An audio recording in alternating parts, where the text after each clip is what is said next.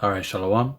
First and foremost, we're going to start off by giving all praises and glory to Yahweh Yahweh, Ba'ashim, Bashim Yahweh Yahweh Shai, Shai Ba'ashim, Bashim Rakak, Barash. Double honors to the apostles and elders of Yasharallah that rule well. And salutations to Yakim out there in the highways and the byways, preaching His word in truth and in sincerity. And this is GMS Chicago coming at you again with another lesson. And what we're going to get into today is basically going to be, that man-made famine, and all the other calamities they're about to hit this place, man. Because shortage of food is about to hit this place, and that alone is going to create a lot of chaos in itself, you know. So things are about to get worse, and if you're not under the vibration of Yahweh Bashim Yahweh Shai, you're going to get cut out here like a chicken without its head. That's the only way we're going to be able to escape the things that are about to befall this place. Got some? Okay. This is the book of Luke, chapter 23, verse 29. It says, "For behold, the days are coming in which they shall say, Blessed are the barren, and the womb that never bare, and the paps which never gave suck." Right, and now why would they be blessed? You know why? Because it's less things to worry about. But those that have kids are gonna be, worried about not just to find food for themselves, but also for their kids. Right, and prior to that, even when you go back to Sarah, she was cursed from having children, but the Lord opened the womb, so it was a curse not to have be able to produce seed unto your husband, or bear a child for your husband. But it tells you here that blessed are they that can't, all right, because they're, like the brother mentioned, it's gonna be less problems, all right. When all hell breaks loose, it's gonna be a famine. When you read the book of Kings, and it tells you in the book of Lamentations, it's better for you to die of a sword and a famine, because then what, you resort to cannibalism. You lose your heart becomes waxing cold, so you start trying to eat your children, man. Mm-hmm. So it says, verse 30, it says, then shall they begin to say to the mountains, fall on us, and to the hills, cover us. For if they do these things in the green tree, what shall they be done in the dry? So these people are going to try to hide themselves from judgment, man. And if they're doing these things in the green tree, when things are flourishing, things are available, what are they going to do when nothing's available, man? When you can't go to your supermarket and get your produce, right? Or when you can't open your hose or your sink and no water coming out. Mm-hmm. So this is talking about the green tree. I mean the dry tree. That's when the dry tree is gonna come, man. Right. We already see how these people act when when they have these panic, what they call it, panic buying. Yep. They bug out, and they showed that already when things were not so bad. So just imagine when things actually get bad and there's no hope for them in sight. These people are gonna bug out to the point where they're gonna show their true colors. They're really gonna show that these people really have no morals, man. I have another one. This is just back up what I was saying down in Matthew chapter 24 verse 12. And because iniquity shall abound, the love of many shall wax cold. Right, so iniquity is gonna abound, man, in these latter days. All right, everybody's gonna hem for themselves, man. There's gonna be lawlessness, sedition among men, okay, anarchy in the streets. So people are gonna be in desperate need, man, and they're gonna desperate times comes from desperate measures. All right, desperate measures, things you wouldn't normally do at if things was normal, man. Right, but desperate measures means what, man? Even desperate times comes from desperate measures. Yup, that's what, even invading your neighbor. Stealing from from an old person or something like that. Mm-hmm. Hey, things like that. People are gonna do things that they wouldn't even thought about doing when things was normal, man. Mm-hmm. Yep. I got one. This is Ezekiel 4:16. It says, "Moreover, he said unto me, Son of man, behold, I will break the staff of bread in Jerusalem, and they shall eat bread by weight and with care, and they shall drink water by measure and with astonishment." So we already get our stuff by weight. We gotta go to Eastside and we buy a gallon of water, 12-ounce bottle of water, or whatever the case is, a loaf of bread, and all that by measure and weight. But in this time, it's gonna be so bad. You're literally gonna have to measure everything. It's gonna be to the point where you're like, damn, okay, how can I make this loaf of bread last me 2 weeks? How can I make this cup of water last me for one whole week? You know, okay, we could drink water, but just enough to wet our mouth whenever we get thirsty. That's how crazy it's gonna get, man. It says, verse 17, that they may want bread and water and be astonished one with another. It says, and consume away for their iniquity. You know, so at the end of the day, you know, if you're not right with the Lord, you're gonna be the one that's gonna consume away for your iniquity. There's gonna be no help out here for you, man. You know, That's right. Esau, Edom, you know, whatever you trusted in is not gonna be help you. It's not gonna help you in that day. You know, those that stood stiffly for the name of Yahweh Bashim Hawashai, you know, they're not gonna consume away. They might go through little tribulations here and there, but the Lord is always gonna give them a way out. This is talking about you people that don't want to listen. You know, and right now is a time for you to repent and return to the Lord so that you could be saved, because those doors are almost closing, man. You know, if you didn't see it back then, well, turn on the news and now you'll see exactly that what we've been talking about is coming to fruition. You know, so it's up to you. Now you have no excuse. Now the evidence is there. You know, Yeah. so do you want to die and possibly suffer the punishment of hunger, you and your children and your loved ones? Or do you want to deliver yourself and your loved one and your children, and not have plenty, like the Lord said? He promised those that follow him. You know, the choice is yours. You know, you've been warned. We've been here for a long time. We've been telling you that this is about to happen. You know. That's right. Oh, this is 2 Ezra chapter 15, verse 15.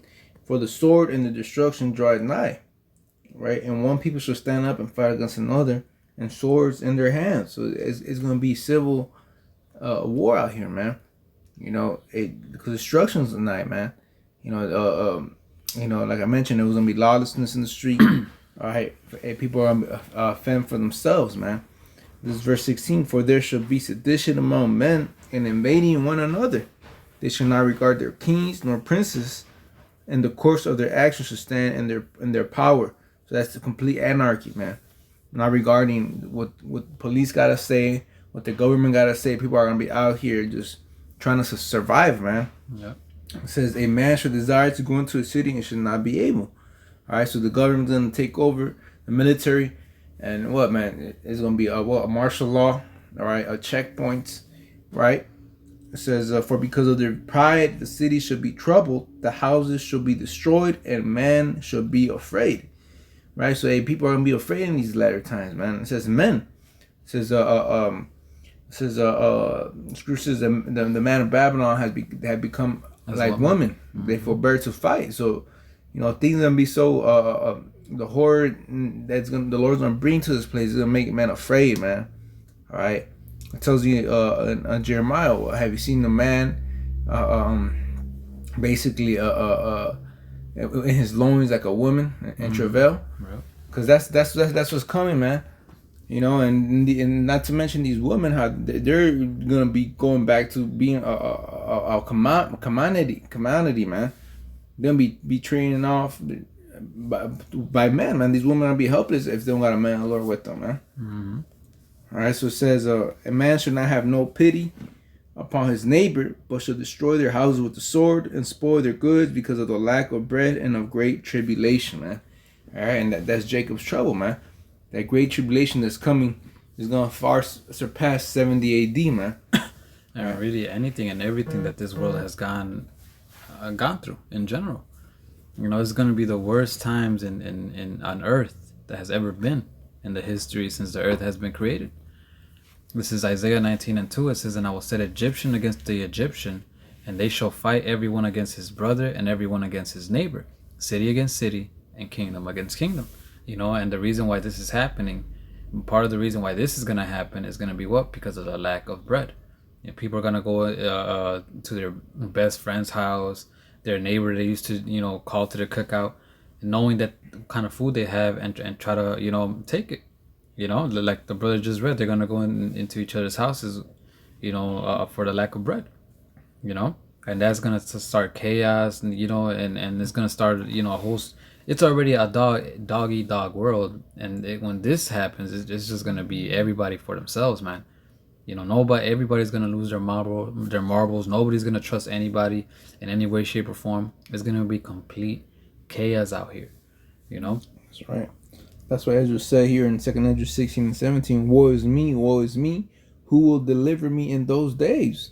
All right, so only the elect is gonna be delivered. All right, when the tree becomes dry, man. When all hell breaks loose, man. Esau knows this coming. Esau knows it's coming.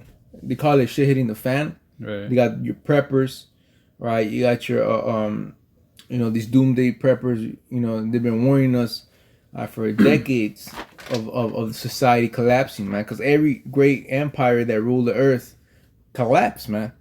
All right, and America being the last kingdom to rule. It tells you in Revelation, the 17th chapter, that it was the Lord gave power to the beast to rule the earth, man. So it's the Lord who really he's controlling all this, man. And men of the Lord who have faith in the Lord, hey, they accept the will of the Lord, man. What's gonna happen? We accept the things that are about to happen, man. So if we know these things are coming, hey, we prepared now through this wisdom, knowledge, and understanding, man, to get right with the Lord, so that when shit does hit the fan, our cover is in the Most High, man. Yahweh Shem Yahushai, through His Son Yahushai, through this Word. You know, that's gonna be our covering, man. Not silver, not gold, not the richest eye of this world, but faith, man. All right, faith is what's gonna protect us in times that are coming, man. Mm-hmm. As Lamentations 4:9, it says, "They that be slain with the sword are better than they be slain with hunger. For these pine away, stricken to the one of the fruits of the field." You know, and a lot of people are gonna wish that, man. Like the scriptures say, a lot of men are gonna try to find death and are not gonna be able to. You know, that's how the Lord is. The Lord is really gonna show you He's in control, man. And if you want to run away and be like, oh, you know what, I'd rather just shoot myself. Guess what? The Lord was gonna make that gun jam. The Lord is gonna make you go through this, and there's not gonna be no way out. You know, that's why. Hey, that's why we have to get right with the Lord. Because if the Lord seems fit, He could judge you with this, man. You know, and it's better to die by the sword than this, man. Because when you go through hunger, you slowly die. You literally disease, and you watch yourself and you feel yourself disease away slowly and little by little. You know, so if you want to avoid that, like the brother said, and like the scriptures say, first and foremost, turn back to Yahweh Shem Yahweh Shai. Verse 10, the hands of the pitiful woman have sought in their own children. They were their meat in the destruction of the daughter of my people. And this is exactly what you're about to see again, especially with these women that so-called say they love their kids and all that. You know, they're going to be the first ones to turn into cannibalism. You know, they're already fighting for a law that gives them the right to kill their babies. So imagine in this time. Right. You know, they're going to justify their actions and be like, you know what, I have to eat my kid. I got to survive. You know, my kid needs a mother, however they do, but they're going to justify it, and they're going to end up eating their own kids, man. You know? It's this scenario, and the way we're talking about it does not even make it justice, man. When you see it, you're going to be like, holy shit, this is what they were talking about. This is what they were referring to, you know? But we can end it with this one. This is Jeremiah 30:5. It says, for thus say Yahweh, we have heard a voice of trembling, of fear and not of peace. And that's exactly what we're telling you. You know, what's about to come upon this earth is no peace. It's nothing but trouble and tribulation and anguish. It says, ask ye now and see whether a man does travail with child. Wherefore do I see every man with his hands on his loins as a woman in travail, and all faces are turned into paleness.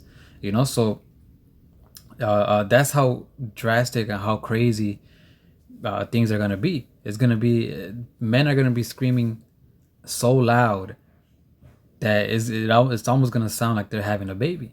You know, that's why Jeremiah said what he said, man. Is he was seeing that, you know, and it talks about mighty men being as women. So these tough guys, they walk around, you know, they're tough because they got guns or because they know how to fight or because they're swole, whatever the case is. They're gonna be the main ones folding, man. The only ones that are not gonna fold and be in tears and all like panicking is gonna be the men of the Lord. You know, no matter how they look, you know. Why? Because they got the Spirit of the Lord in them, you know, and that's the only way that we're going to be able to survive and stay stable in that time. Wisdom and knowledge to be the stability of that time, you know, and only those that have that wisdom and knowledge are going to be stable. Verse 7, it says, Alas, for that day is great, so that none is like it. You see, none is like it. The destruction the Lord is about to bring this place is going to be greater than any destruction he's ever brought upon the earth. You know, it says, it is even the time of Jacob's trouble, but he shall be saved out of it. And he is not talking about all Israel, you know, because 2/3 got to go. You know, he is talking about the elect of Israel, the true Israelites, because not everybody that's of Israel is of Israel. You know, the ones that follow the Lord in truth and in sincerity, the ones that seek him in spirit and in truth. Those are the ones that are going to be, that the Lord considers Israelites, and those are the ones that are going to be saved out of it, you know? Yep. And really this message is you for you so-called Negroes, Latinos, and Native Americans. You know, and speckled birds that might look like the other nations, but your spirit resonates back to these scriptures. You guys are the ones that have a chance of salvation. All you other nations, if you do get saved, it's only going to be for slavery. You know, so if you are wise, I would say humble down to an Israelite, your fellow Israelites, so that they could take you under their wing and have you as their slaves. You know. That's the only way you're gonna be able to get out. Because if not that, then the only choice left for you is to be destroyed. You know. But anything else? You know. So with that, you know, hopefully, first and foremost, you've been warned. You know, and those that have been taking warning, hopefully you've been edified and stay on that path. And you know that's all we gotta do. You know, he that endure unto the end, the same shall be saved. That's right. You know. So with that, we're going to end it by giving all praise and glory to Yahweh, Ba'ashem Yahushai, Ba'ashem Rakakwadash. Double honors to the apostles and elders of Yasharala that rule well. And salutations to Yakim out there in the highways and the byways, preaching this word in truth and in sincerity. Shalom. Shalom. Abba. Abba.